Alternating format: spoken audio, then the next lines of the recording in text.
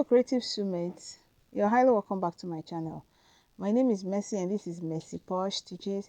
In today's tutorial I'm going to be learning how to make this gorgeous blouse with this white lace. So this blouse we'll have here is a scallop hem blouse with sweetheart neckline and as well as queen Anne neckline, and it has the lace hem on the neckline. You understand? It has the lace edges on the neckline, and the fabrics I have here are the lace fabric itself, satin fabric, and a lining fabric.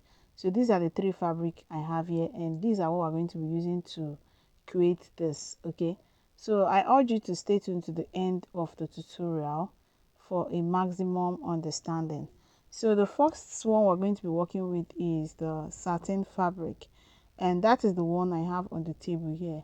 So I folded my satin fabric into two, and I got this fold by dividing my hip measurement by 4 and adding up to 5 inches extra allowance, then placing my tape on the part that will be the down part. I am measuring my B length, that is my blouse length.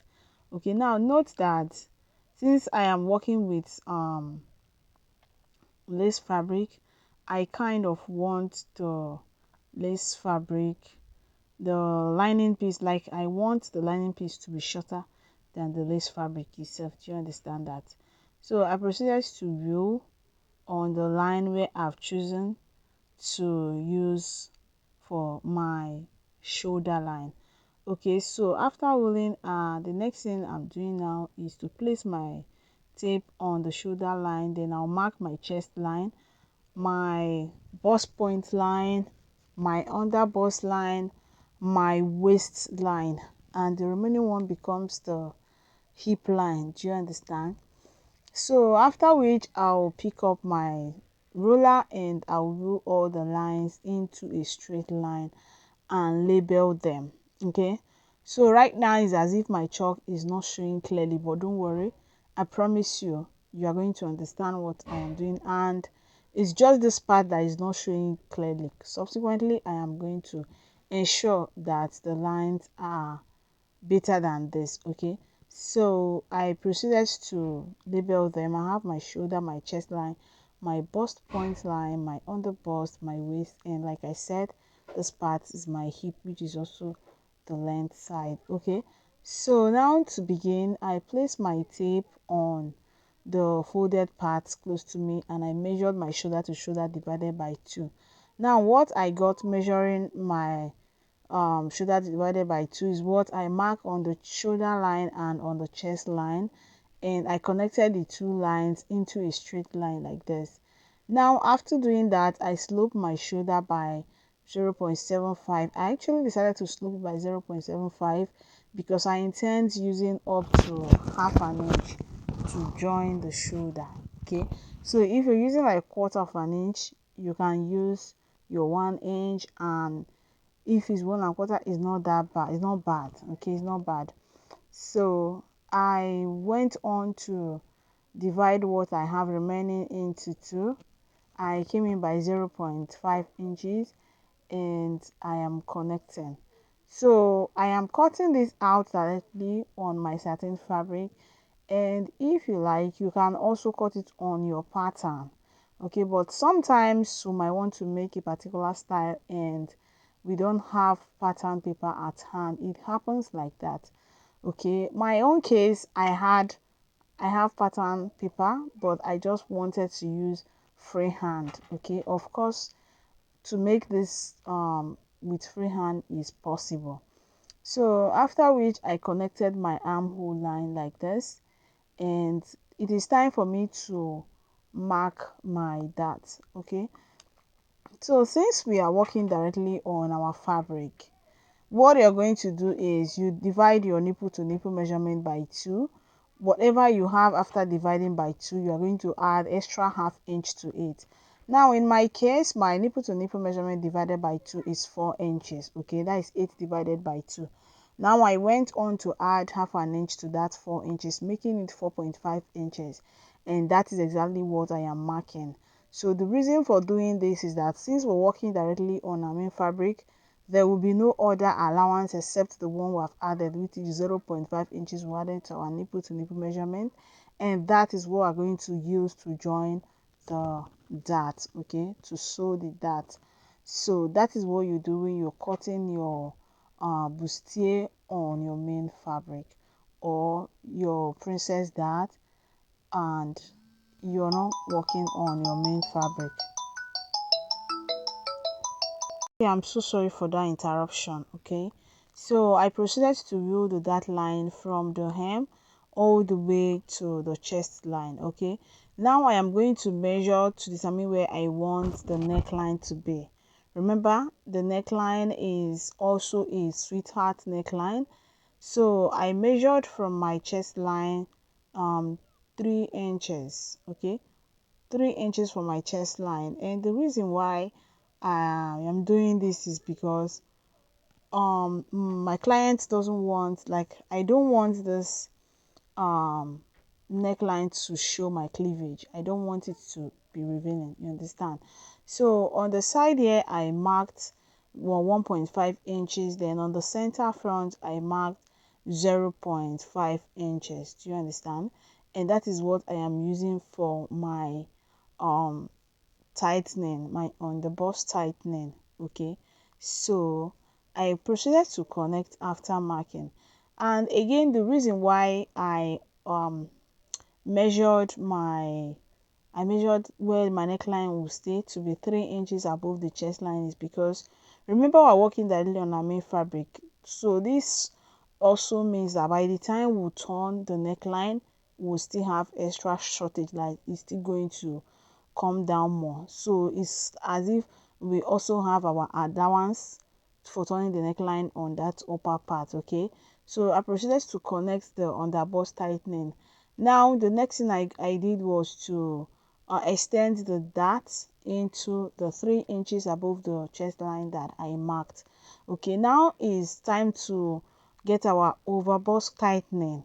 So what I did is I divided what I have left on my shoulder, that is from the neckline, from where I measured the neck width to the end of the shoulder. I divided it into two and connected it down. Now normally we're supposed to connect this to the bust point line, okay, but because the dart has already been extended above the bust point line to the chest line, that is why I just connected it to the dart line on the chest line. Do you understand? So on the side of the over bust I measured half an inch. On the center front on the side, sorry, I measured 0.75. Then on the center I measured half an inch, and I proceeded to use my ruler to connect them to the bust point line. Do you understand? Then on this shoulder part I'm going to repeat the same thing. Here 0.75, here 0.5 inches, and I proceed to reconnect as well. Okay, so I'll connect both line like this, as you can see. So now the next thing I'm going to do is I will measure what we have here. Okay, is 1.25, and I'm going to replace it on this part here. I'm going to replace the shoulder that is going off. I'm replacing it. So I measure 0.25 and use my curved ruler to reconnect like this. So that is exactly what I am doing. So by so doing, we are a kind of replacing what we are removing on the overbust tightening. Okay, that is what I just marked on the shoulder. We are replacing it so that at the end we won't have any short edge. I hope you get that. Okay, so now the next thing I'm going to do is to connect to get my sweetheart neckline. So what I'm going to do is to come down about 1.25, because if you take a look at the star you can see that it actually came down this part, so I am making use of 1.25. Remember, I'm still going to join. I still have my joining allowance here, so by the time I join with half an inch I'll have everything about 1.75. okay, so if you're drafting directly on your main fabric, you should be very conscious of your joining allowances. Okay, you're going to make room for your joining allowances in all areas of the bodice. It is very important so that by the time you're done sewing, you won't have any problem as to what your client wanted or how the fitting should have looked like, or the how the style should have looked like. So that is what I'm doing here. I'm very conscious of the allowance because I'm drafting on my main fabric. But if you choose to draft on your pattern, it's very okay, and you add your allowance when you're transferring to your main fabric. So I proceeded to connect like this, went down, okay, went down here, okay. So can you see what I'm doing here? So I connected. Now I'm going to measure from this bust point line now, from the bust point line to the where I'll use as my neckline. Okay, so here I have 5.5 inches and here I have 5.75. So one is shorter, and I'm going to make up on this side. So on this, the center front side is longer, whereas this side, the side front, is shorter. So this helps so that when you join your that when you join the center front and the side, that you will not have shortage. You understand? So I'm going to measure it again, and after measuring I have the same thing. So it's very important you look out for this as well, so that you will not have shortage. Sometimes you notice that after joining, you notice that your one of the fabric, the one that is shorter, didn't reach, as in it shows it's short. You observe that it's short. Okay, so now after that I went on to measure my bust circumference divided by 4, mark it, my under bust circumference divided by 4, so mark it, and I measured my dart and replace it. The same thing I did on my waistline as well. I measured it and mark it and replace my dart. So here is my hip line. I marked my hip circumference divided by 4. I also replaced my dart, and I will proceed to connect all the lines like this. I want to use this opportunity to send a shout out to my returning subscribers. I really appreciate you. I love you so much. Like, you mean so much to me. You give me a reason to continue to make tutorials. Thank you very much. So now I measured from this bust point line down by 1 inch. This 1 inch is the difference between my front half length and my back half length. Please take note of that, 1 inch.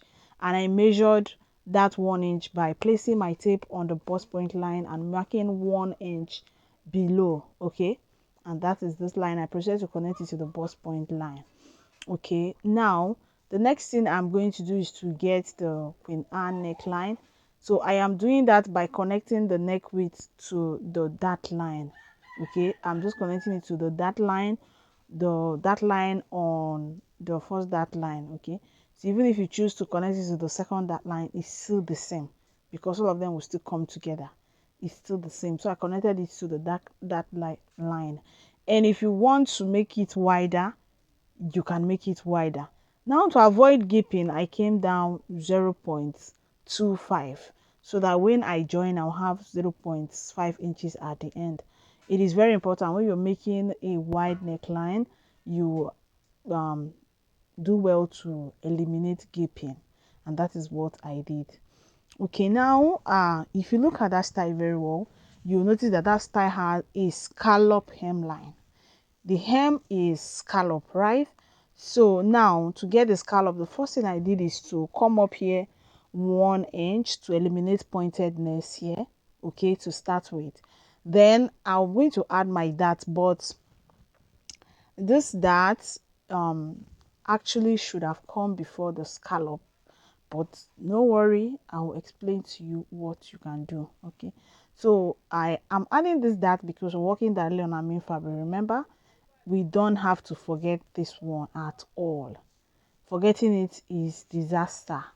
We need this dart because we're working directly on our main fabric. Now, if you're working on a pattern, you can leave this. When you're transferring to your main fabric, then you add your allowances, right? So now it's time for me to come back to the hemline so that we can get our scallop. Okay, the scallop hem we have here. So now you notice that the scallop also look like it has a conical effect. All right, it has a conical effect. So this is what you're going to do. You are going to extend your allowance to 3 inches instead of maybe 1.5 or 2 inches. Make your allowance 3 inches. It will give you this conical effect when you make your allowance up to 3 inches and you connect like this, because that conical effect adds to the beauty of the top or the blouse. Now here you're going to go up by about 2 inches. Instead of just going up 1 inch, you need to go up about 2 inches. It also help make the conical effect to come out very well. And that is what I am showing you here. That is what I'm showing you here.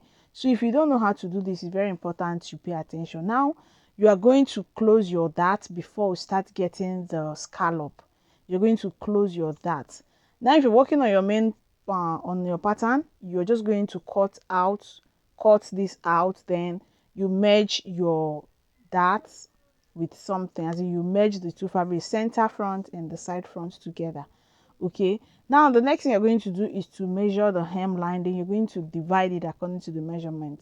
Like mine, I'm dividing it by 3 okay, I'm using 3 inches to divide it.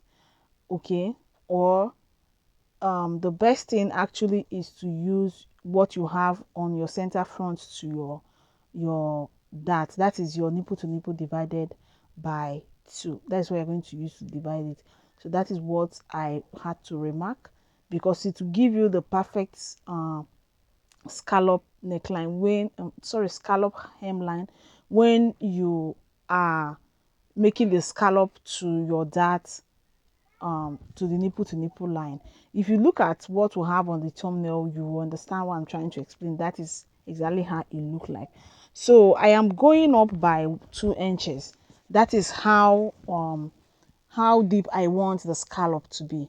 If you want it deeper than this, you go up. If you don't want it deeper than this, you can make it 1.5 inches. But mine, I use 2 inches because that's exactly what I want. Now you see I connected to the first dart leg, which is what I did. Then I decided to use my ruler. This curve ruler is very perfect for this. Like, it's going to make it very less stressful for you, and it's going to give you a kind of uniformity instead of using freehand. This is very perfect for this. So when you're making yours, use your curve ruler to get your curve. Your curve will have a uniformity and it's going to come out very beautiful. Trust me, it's going to come out very beautiful. As long as you have made your line, you go up by 2 inches or 1.5 inches, just depending on how deep you want the scallop to be on the hem.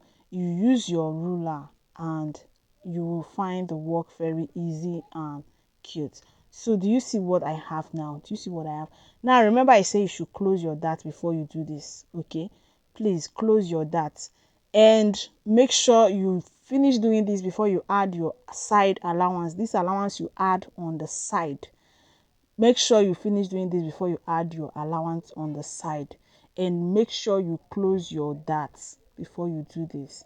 Please, I hope you take note of that to give you a perfect result. Okay, to give you a perfect result, I want you to do this.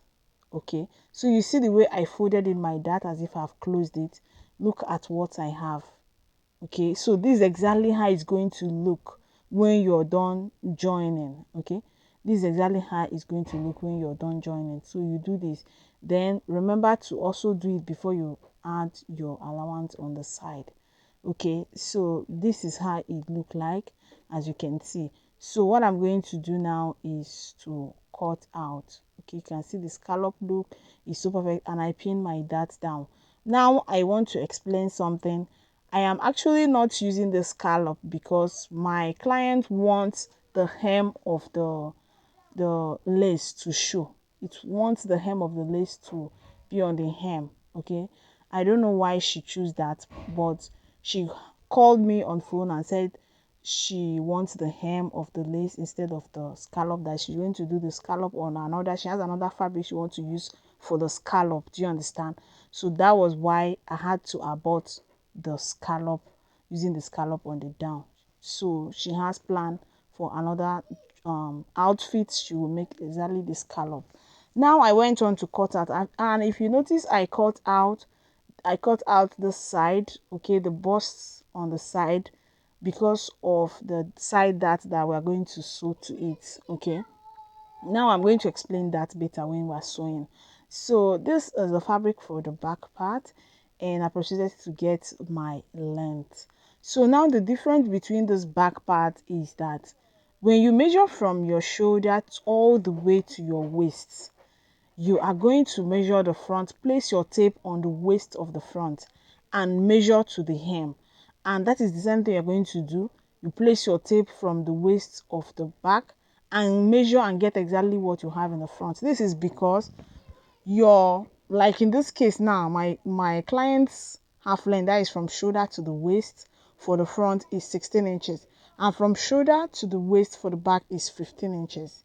Now if you use just the same length from shoulder all the way to the hem as you use for the front, you are going to find out that the back is now longer. But if you use this method of measuring from the waist to get the same measurement, the same size, you will not have issue. So I went on to mark all my lines and label them, and I proceeded to mark my shoulder divided by 2 on the shoulder line and the chest line. I also slope my shoulder by 0.75 and get my neck width. So the neck width is 3 inches, is the same with the front. Then I proceeded to divide what I have on the armhole line into 2, then measure my bust circumference divided by 4 and mark. Now I want you to take note of the fact that I already set aside my zipper allowance on this back part. So if you notice this, if you look very well, you can notice I have 1.5 inches I already set aside for my zipper allowance. So all my markings are from that 1.5 inches. Okay, it's from that 1.5 inches. Now it's time to make my dart. Now the dart remains the same. There is no adding extra inches to it. That is, in my case, I'm using my nipple to nipple divided by 2, which is 4. That is 8 divided by 2, 4. That is exactly what I am marking here. I'm not adding extra allowance to it because this is the back part. We are not cutting out the back part completely. We're not cutting it off. We are only going to sew it. Okay, that is the difference. Now I mark it all the way from the chest line down to the waistline, then 5 inches below the waistline. Then also use 0.5 inches on the waist. Okay, so my dart started from the chest line and ended on 5 inches below the waistline. Okay, so I connected it, and now I am marking my bust circumference divided by 4, then my waist circumference divided by 4 and replacing my dart.